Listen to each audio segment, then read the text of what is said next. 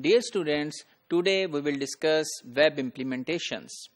As we discussed that web stands out as compared to its competitors like Gopher and Hyper-G at that time, and now that's why we will be focusing on World Wide Web, its architecture and how it works, how the information is accessed. So there are two important concepts. One is browsers and one is web servers.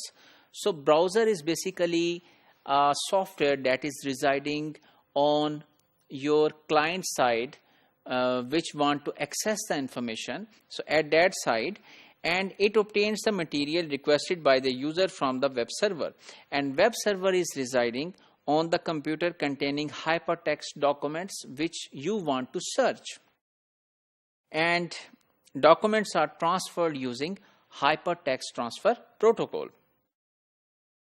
Each document on the web is given a unique address, and that address is known as Uniform Resource Locator, URL.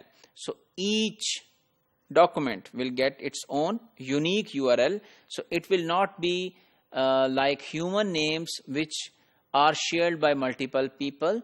So each URL will mean or will be mapped to only one document. And each URL has all information to access the document.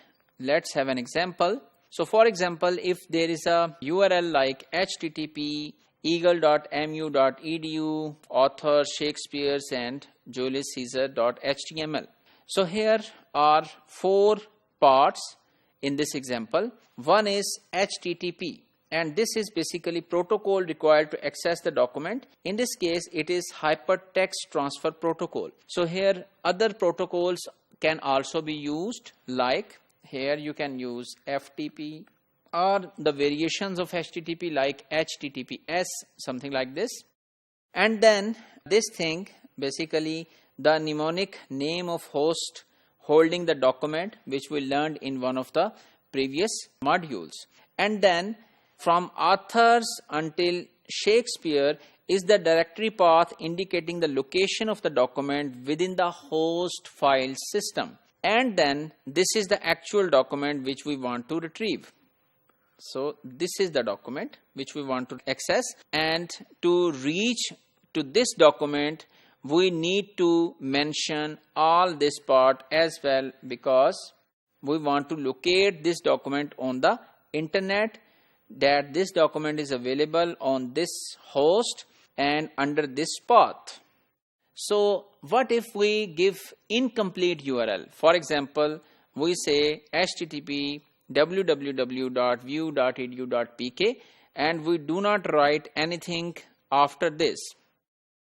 So in such a situation, you will be given a starting page which is called home page, or sometime it is called index page, that will be shown to you. And what if we do not mention HTTP, we simply mention www.view.edu.pk. In such situation, your web browser is intelligent enough to add HTTP before this address. So if we summarize today's module, we have learned about web implementations, web browsers, web servers, and the concept of URL and how the URL is being used.